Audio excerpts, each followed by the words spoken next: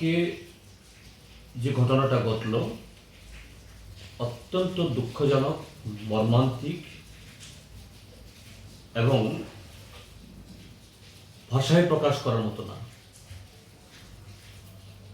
একজন উচ্চ পদস্থ একজন আমলা, পুলিশের সর্বাধিনায়ক, মহানির্দেশক, তিনি তার অফিসে যেভাবে এখন বলা হচ্ছে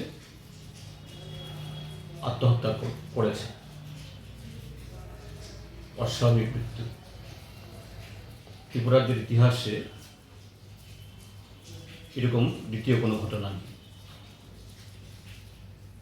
হ্যাঁ, মানুষ নানা বয়সে এরকম দুঃখজনক ঘটনা হয়, কিন্তু পুলিশের একজন ডিজি, যিনি এসডিপিওর পদ থেকে, পুলিশের একদম নিচুতলা থেকে সর্বোচ্চ স্তরে উঠেছেন এবং সর্বভারতীয় বিভিন্ন গুরুত্বপূর্ণ পদ সামলেছেন। এই সমস্ত ঘটনা এগুলো খুব কাছ থেকে দেখা তাদের, এবং এগুলো সামলাবার মতো সে মানসিকতা যারা এই জাতীয় কাজে যুক্ত আছেন অন্যান্যদের থেকে তাদের বহুগুণ বেশি। যদি আত্মহত্যা যদি হয়ে থাকে, এখন তদন্ত বলবে,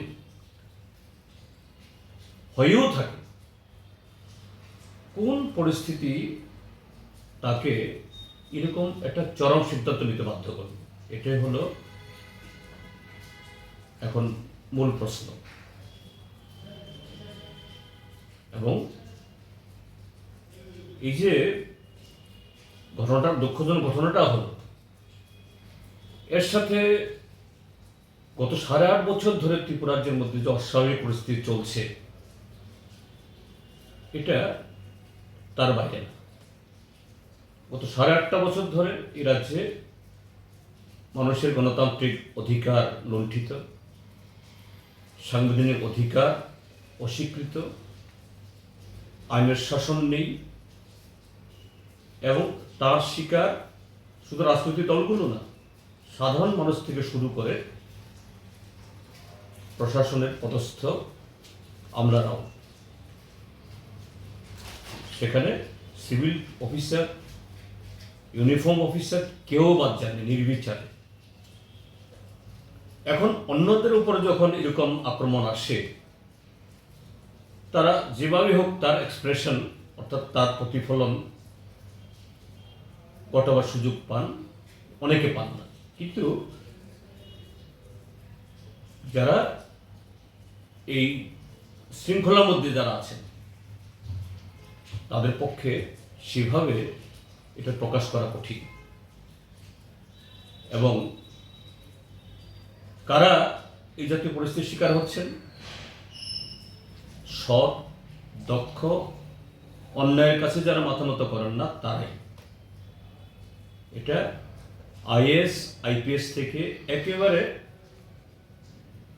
চতুর্থ শ্রেণীর কর্মচারী অবধি প্রশাসনের মধ্যে আজকে অনেকেই এই 8.5 বছরের মধ্যে এই ভুক্তভোগের মধ্যে আছেন। এবং এই সাম্প্রতিককালে কতগুলো ঘটনা, ব্যক্তিগতভাবে তার সাথে আমার 2-4টা ঘটনায় কথাবার্তা বলতে হয়েছে, চিঠি দিতে হয়েছে। আমি অনুভব করতে পেরেছি উনি খুবই ব্যথিত, অস্বস্তিকর অবস্থার মধ্যে আছেন। এই ঘটনা তারই রেশ কিনা, এই প্রশ্নটা এখন নানাভাবে ঘুরপাক খাচ্ছে। এই জন্যই বলবো যে এর যদি সঠিক তদন্ত হয়, এবং সঠিক তদন্ত করা উচিত, এবং এটা সাধারণ পুলিশ দিয়ে হবে না। আর ডিজির মৃত্যু সাধারণ পুলিশ কে করবে?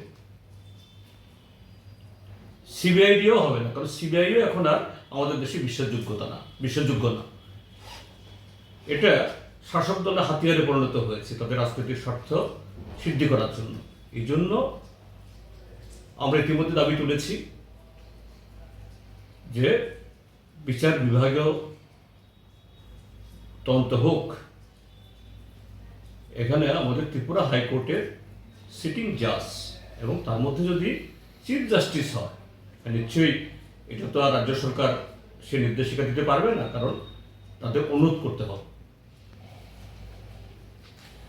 রাজ্য সরকার যদি সৎ হন, তারা যদি মনে করেন এই ক্ষেত্রেতে ধনকর সাহেবের মৃত্যুর আসল সত্য রহস্য উন্মোচিত হোক, এটা বলার হিম্মত যদি তারা রাখে, মন্ত্রিসভা থেকে সিদ্ধান্ত গ্রহণ করে হাইকোর্টকে অনুরোধ জানানো হোক। স্যার একটু আগে